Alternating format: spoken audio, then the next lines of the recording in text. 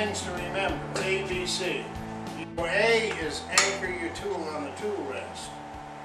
B is put the bevel on the wood, and the bevel is the part that goes on the grinder here. And then C, put your sharp in there, see, and it's just moving the tool a little bit to get the sharp in there, okay? And you see how that's cutting the wood? And it's slicing it, see that nice curly thing there? Where if we put the tool like this, bam, it's just jamming in there and tearing the wood off of there, you see? So if we can slice the wood, now another thing that's important we don't do, that point get in there, okay? So we need to keep the point up out of the way.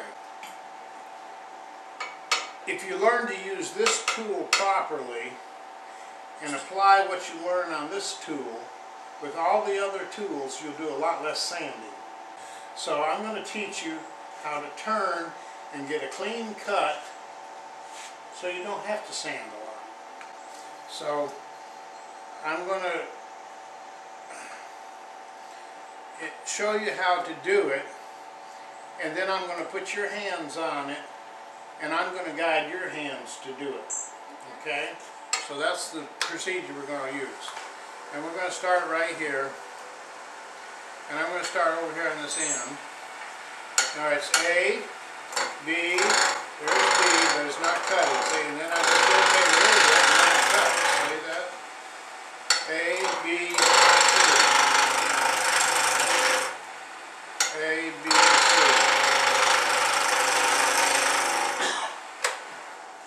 Okay, see how smooth that is? That's not going to take much sanding, is it? Alright, well now let's look at this. This is called a, let me get over here. This is called a peeling cut, like peeling an apple. And that's just tearing the wood off there, isn't it? Get the wood off of there. Is that going to be fun to sand? No. Okay. So now take the tool. Alright, if you hold the tool here, we've got to move our hand more. With this, we can hold the tool up here.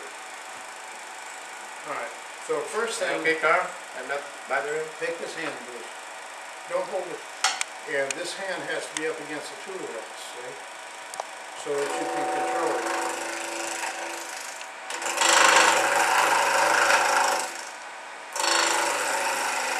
That's not hard, is it?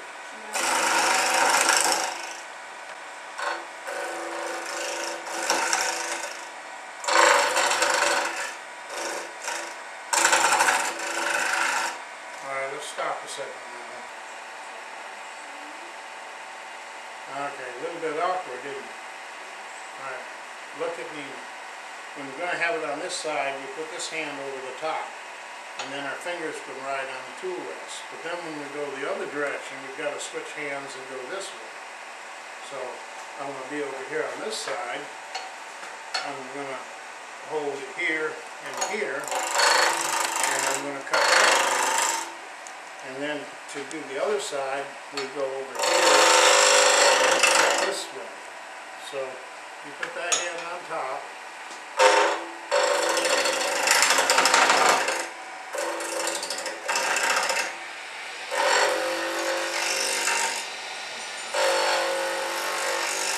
Alright, don't worry about going fast.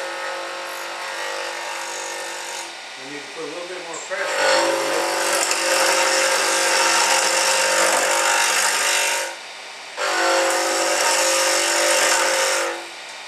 Show you something. If I don't watch out, I can do that. And that's called a catch. And the other thing I can do is if I just stick the point in it, it does that. See how fast that happens? Okay, so we don't want to have it. Those are called catches. So, you try again. Now you went A, C, and you forgot B. Set it on here first, A. No. Set it on the tool rest first, that's A. Then B, put the bevel on there, and then C rotate into the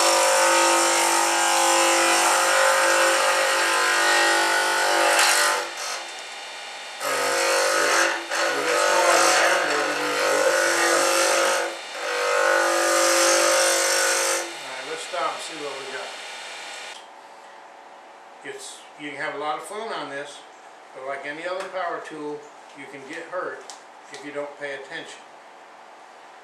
So if somebody comes in the room and asks you a question, you stop what you're doing first and then you answer them. Don't ever, ever, ever look away while you're working on a power tool, because that's when you're going to get in trouble. It's just like you don't text and drive or telephone and drive, right? One thing at a time. So, you see how nice and smooth that is. Okay? You think you can go the other way?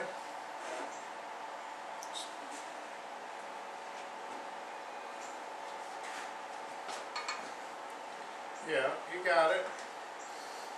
Alright, the reason we have to rub the bevel is because that's what keeps the, if we just put the sharp in there, see, the wood will suck it down in there and then make it go like this, okay? So by rubbing the bevel here, we control the depth of the cut, okay? So go ahead and turn it on. No. Okay.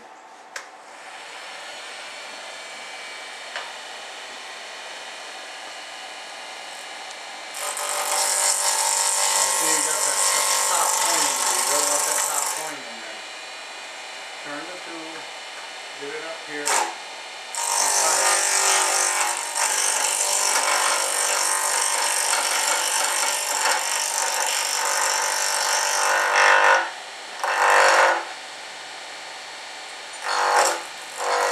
You're letting the tool slide down. You need to cut on the bottom part, not the top.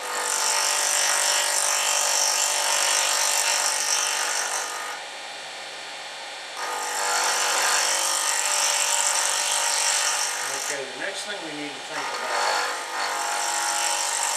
is you need to use your whole body when you're turning. When you're just moving your arms over like this, you're changing the angle of the tool and you're changing the cut. So if you step a little closer. Alright, get this up against your body, get it against your body tight, and now move your whole body to make your cut.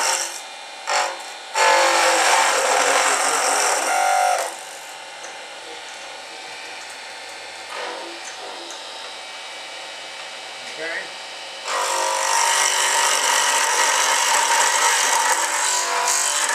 Get the whole body in it, and you can make a better cut.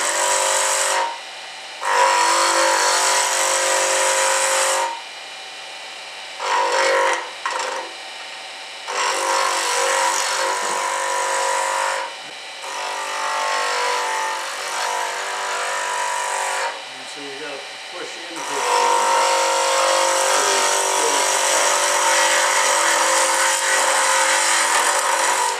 Alright, now let me show you another nice cut that you can make with this tool. Is this cut. It's like a teeter-totter, see, and it's moving on that point. And we can cut V's in there like that. See?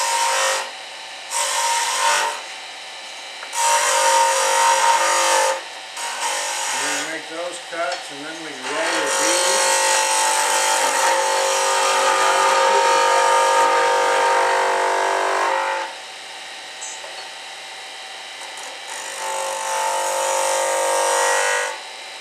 See how much I have to move the tool to do that? Is that smooth enough for you? Yeah. You're having trouble holding your glasses on? Let me see if we can shorten them a little bit. Alright, we need to take some of this off the middle here, okay? So you want to work on that? Okay. You're going to turn it on and you do.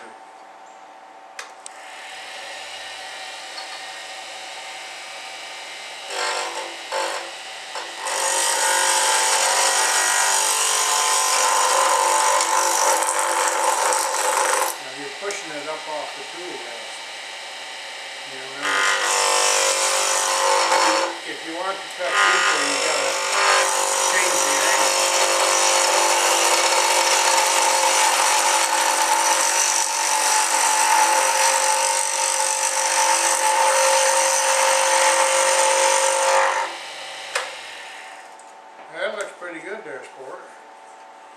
You want to try a different piece of wood? Yeah. Oh, okay. So let's put this down. Go ahead and take that piece of wood out of there.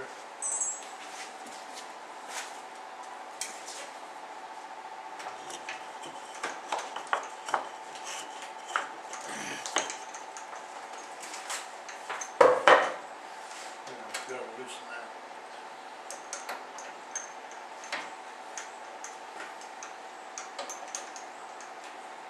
Okay. Here's your pencil. Can you find the center? And you just have to do it one time, not back and forth. And then turn it. Turn it. That's enough. Don't have to do that hard a mark. And turn it again. And now the other end.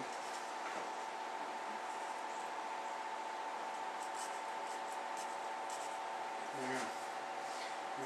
Your problem that you got is you got your finger's so small, and you got the pencil flat, and you need to get a little bit of angle to it like this. So. Put it in the lathe now. What's this called? Headstock. What's this called? Tailstock.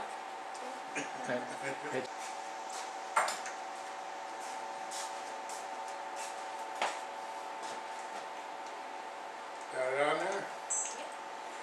Alright, does it turn freely? Turn it all the way around. Okay, that looks good. We got it nice and tight here. Okay. You're ready to go to it. But nice clean cuts like that, you'll be a much better turner. If I let you do it wrong to start with, you're going to develop a bad habit, and it's going to be much harder for you to start doing it correctly. And you can't beat a bad habit to death. You have to replace it with a good habit. Make sense? Okay, let's see what you can do on that all on your own.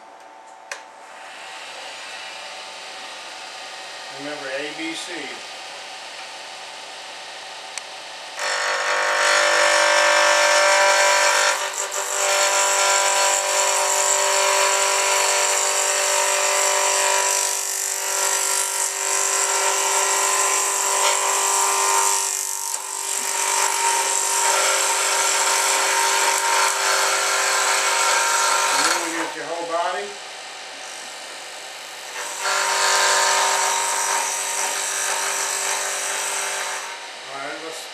Shut it off and see how that looks. Ah, looks good. Nice and smooth and no ripples in it. If you don't rub the bevel, you'll get ripples in it. Okay? Now, let me show you something on this. To get it to cut more, it's just a slight movement like that. Pushing harder doesn't make it cut more, it's changing the angle. And it's all about control, it's not about power. But if you do something wrong and get a catch like that, it's human nature to think, oh, I've got to hold the tool tighter. But holding the tool tighter does not work. Because when you hold it tighter, then you can't feel it and get cutting. Make sense? So what we want is, when that's coming around, we want the sharp here at about a 45-degree angle. So this would be no angle, and this would be too much angle. At about 45, you see it can make a nice clean cut. Okay? So let's try it again.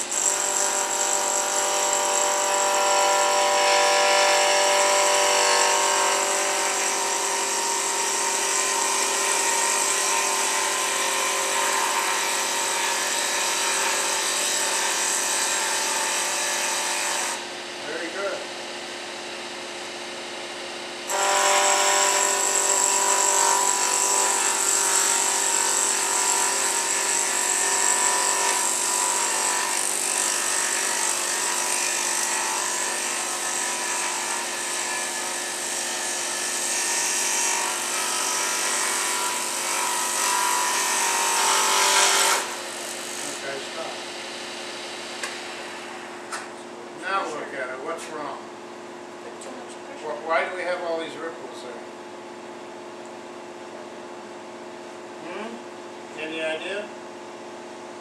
You want me to tell you why? What you did is you changed the angle so that you were just on the sharp and this back side wasn't touching.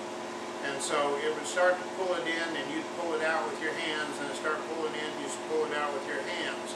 So the flexibility in your hand is causing that because you were not rubbing the bevel. Okay? So you want to try it again and make sure you concentrate on rubbing the bevel. And you can feel it when you're rubbing. You say you can hear it when it's rubbing. You don't have to do that. It just has to be there. And as long as it's rubbing the bevel is rubbing,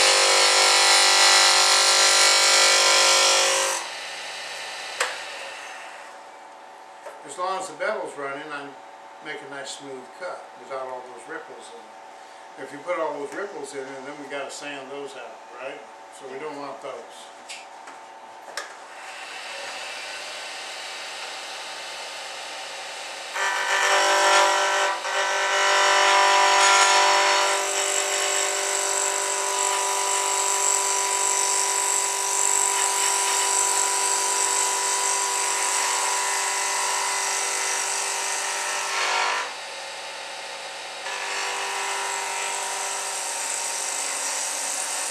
Move the whole body. Spray with your feet. Bend your knees a little bit.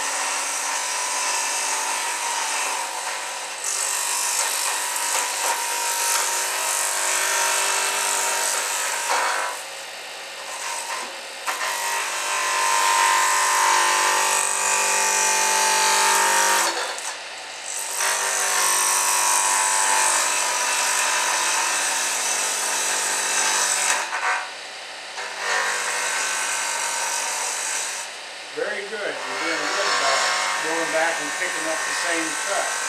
You see how you can do that without leaving a mark.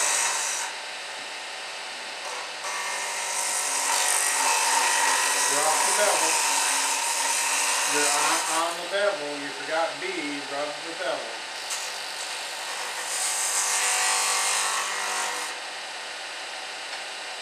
You nervous?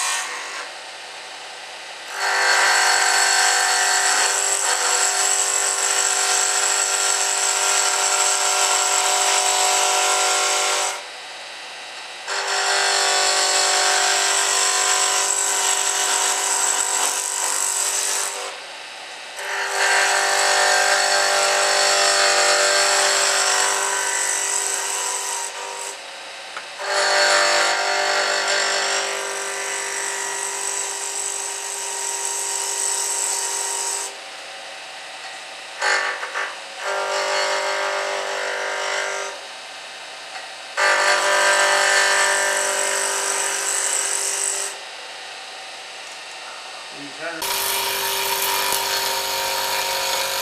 Moving with your whole body.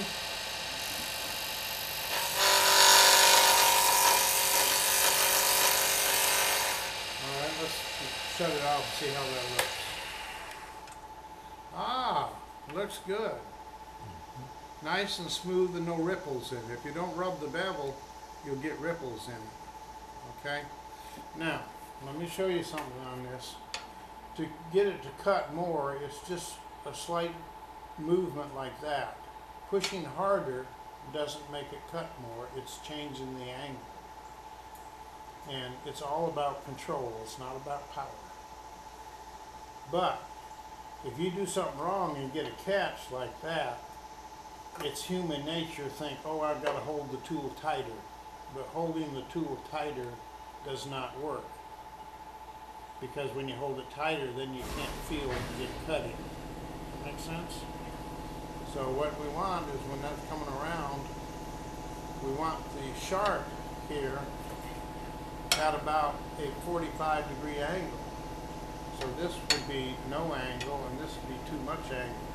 At about 45, you see it can make a nice clean cut. Okay? So let's try it again.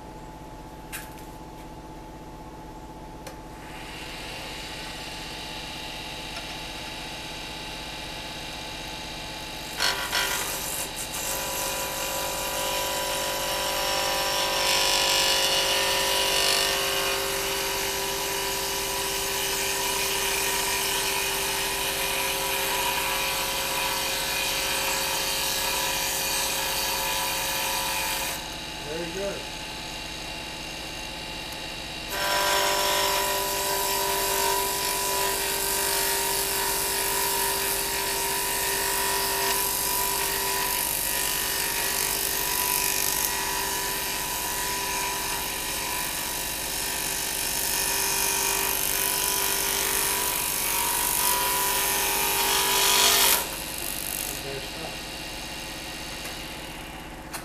Now look at it. What's wrong? Put too much pressure. Why do we have all these ripples there? Any idea? You want me to tell you why? What you did is you changed the angle so that you were just on the sharp and this back side wasn't touching. And so it would start to pull it in and you'd pull it out with your hands, and it'd start pulling in and you pull it out with your hands. So the flexibility in your hand is causing that because you were not rubbing the bevel. Okay? So you want to try it again and make sure you concentrate on rubbing the bevel. And you can feel it when you're rubbing. You see, you can hear it when it's rubbing. You don't have to do that, it just has to be there. And as long as it's rubbing the bevel,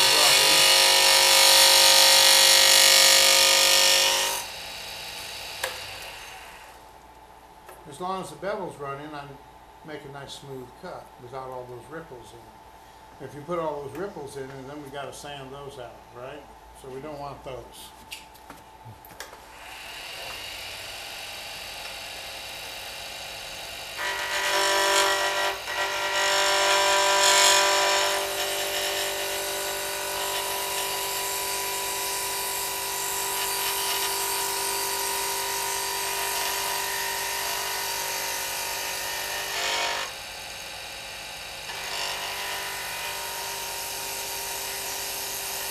Move the whole body.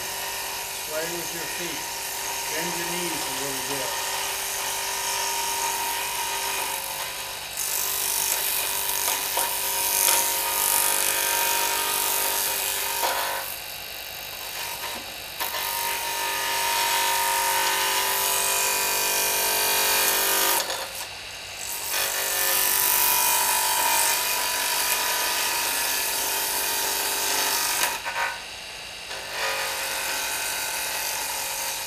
Very good. You're doing good about going back and picking up the same cut. You see how you can do that without leaving a mark.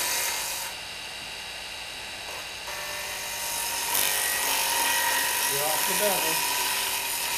You're on the bevel. You forgot B. Rub the bevel.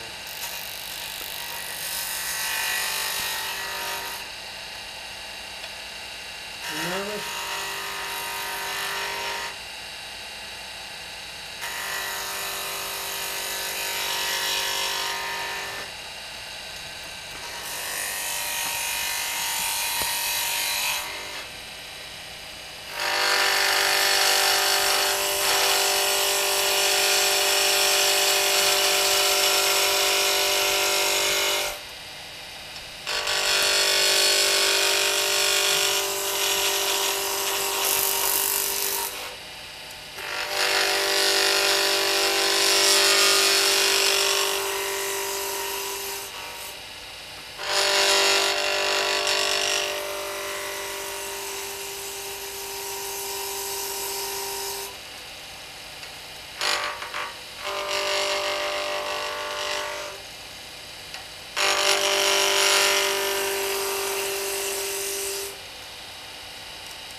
You can turn around, go the other way, and go off the end.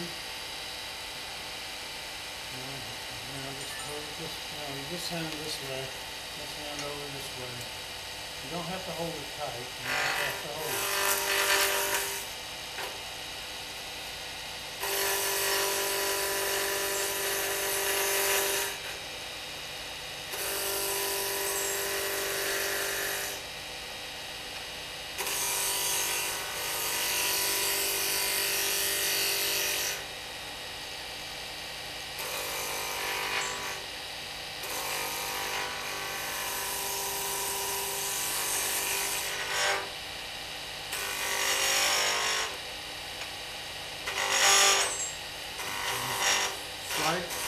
change the angle. Feel what I'm doing there?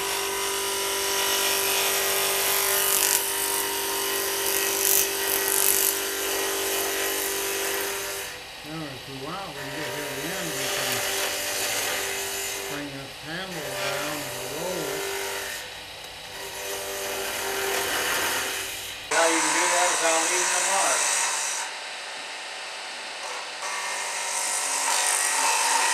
Drop the bevel. You're on the bevel. You forgot B. Rub the bevel.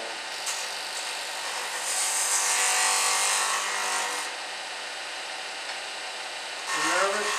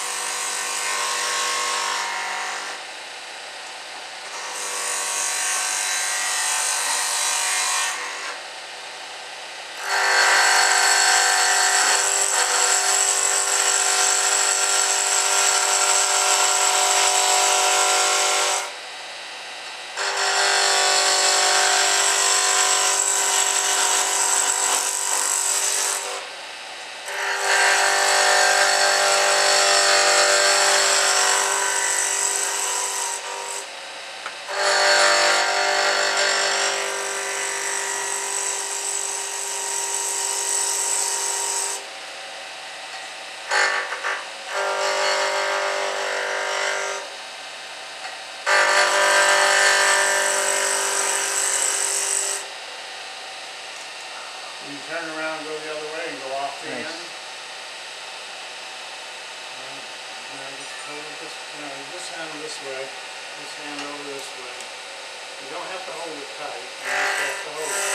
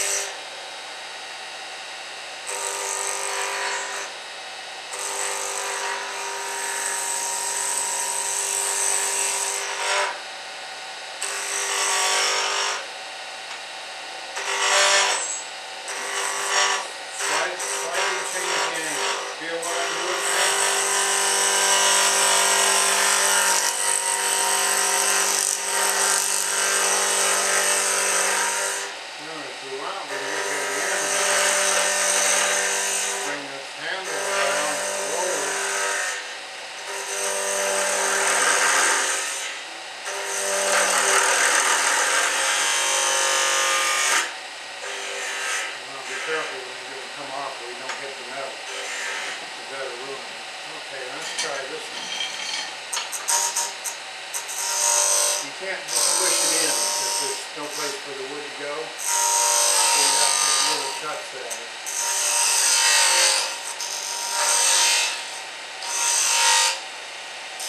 You do one right here. Now you got to get your tool square to the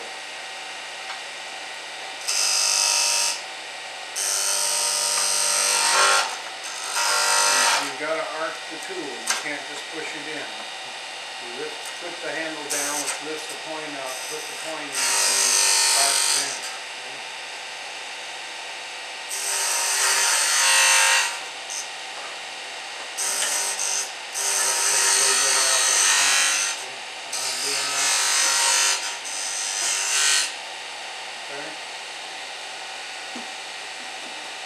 Move over this way. You're scared of falling off the platform over there.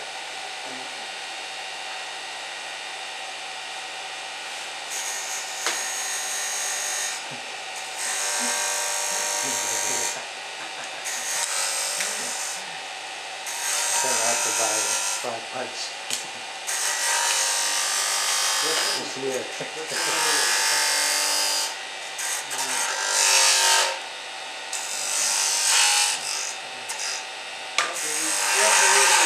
Force on it.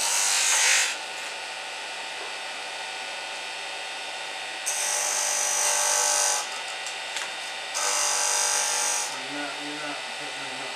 You need to move over a little bit because if you go in at an angle like this, you can do that. by going straight in it, so you need the tool at right angle to it, okay? And then move over your door.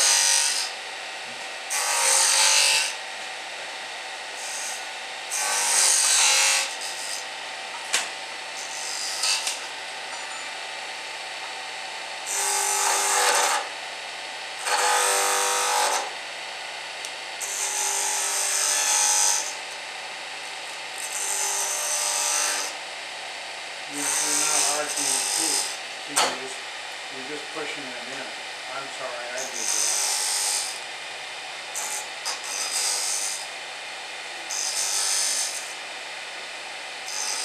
You know how a feeder cotter works? You keep the board with the person on each end and the pivots on the center.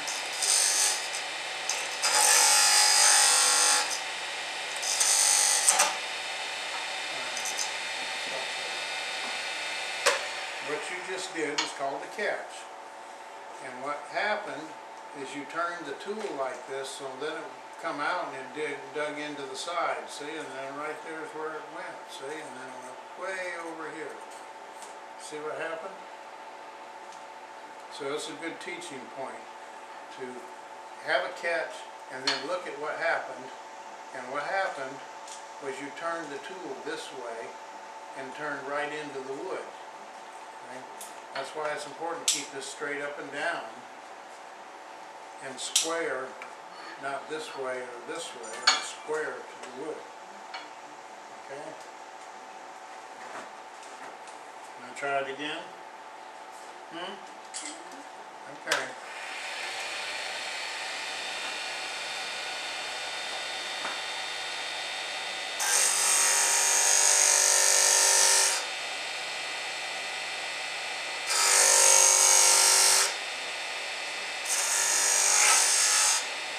Don't pick the tool up off the tool rest.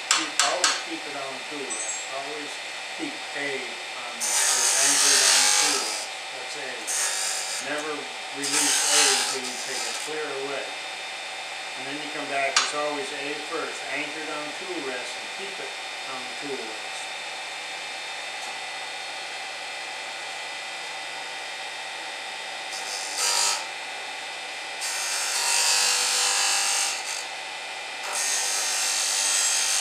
You got to use that point to start it. So you got to tilt it up, find where you want to start, and put that point in there, and then rotate the tool down. See?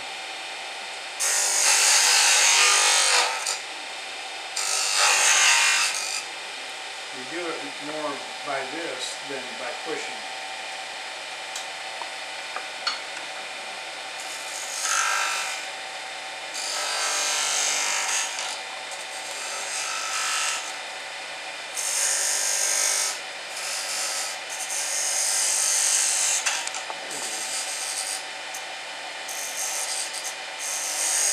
So you're just pushing it in instead of, you don't seem to want to do this rotating bit, do you?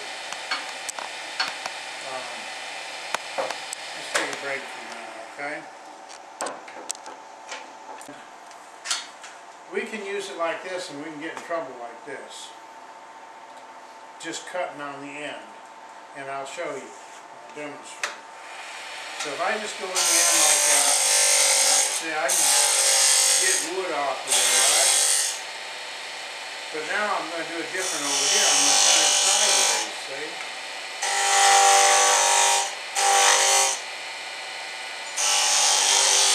Notice where I'm cutting on the tool, the chart is at a 45-degree angle to the wood, right? So, which one would you rather sand, that one or this one? Yeah, why? Because it's a nice clean cut, right? So you ready to try that? Okay, now this one has a bevel, but it's not much of a bevel. And I can see it's not sharp right there. Let me get a different tool.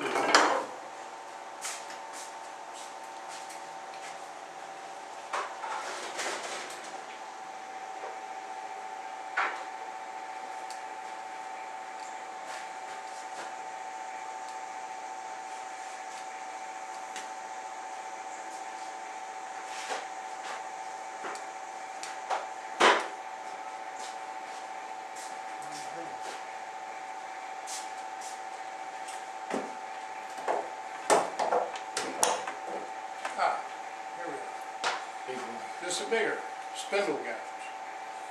Okay, and here again, we can do it like that, or we can do it like this.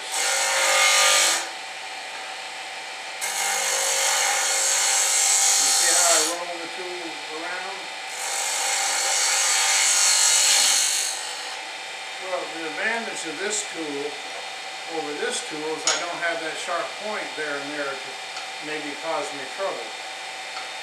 And I can turn this shape with this tool that I really can't with that tool. So try that one. Let's cut over there.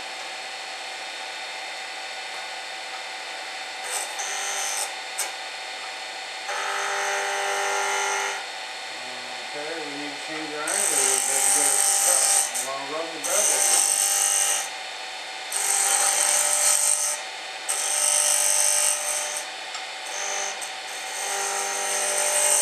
You need to move the handle around, okay?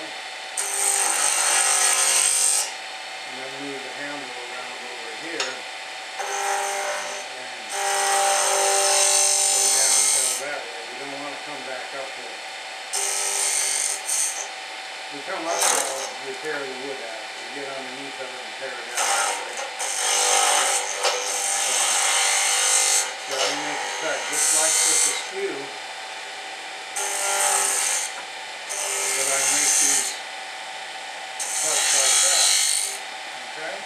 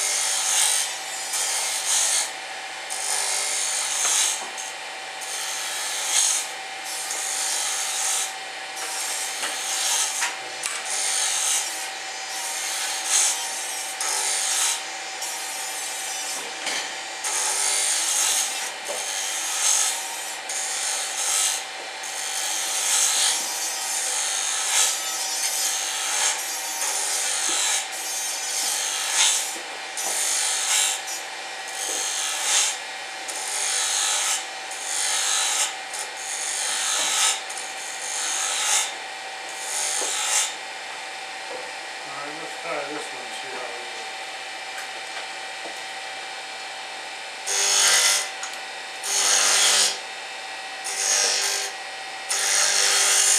A little bit smaller tool, a little easier to handle.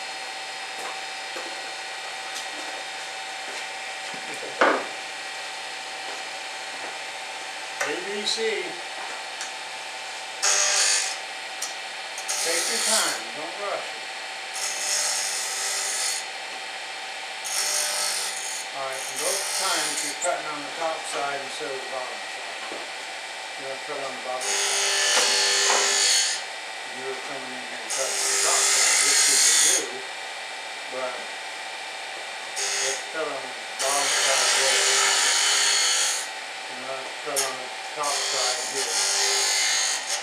Now let's take a look at it. Which one looks better? Because you're cutting on the bottom side and you're slicing the wood. Okay? Turn it on, do some more.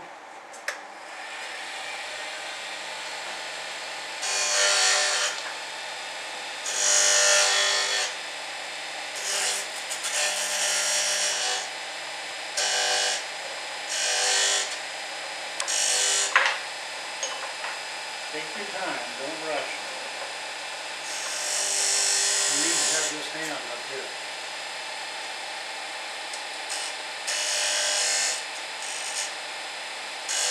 Rotate the tool.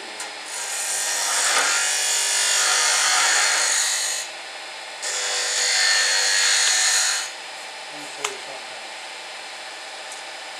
Watch me. If you hold the tool like this, you roll it in your fingers. If you roll it here, then you got to do it in your wrist. And you're not as sensitive and you can't feel it as well than if you roll it in your fingers. So if I'm holding it like that and rolling in my fingers, then I've got much better control over what I'm doing. See how I have to roll the tool when I go down in the groove? Okay. I can't hold that stiff in the same position. Pushing on that will make it cut. You've got to change the tool to make it cut. And notice I'm always cutting over on the side where the sharp is about a 45-degree angle for the wood. And the wood is sliced flying across. See how shiny that is? See how shiny that is?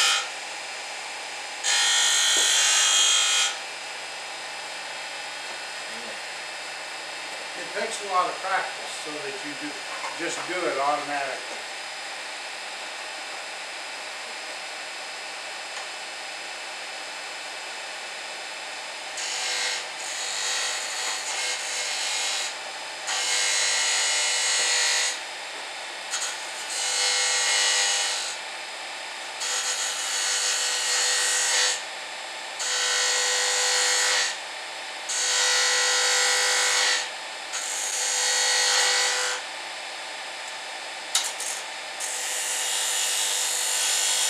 Getting tired? You okay? Good. See, now you're just down using the point.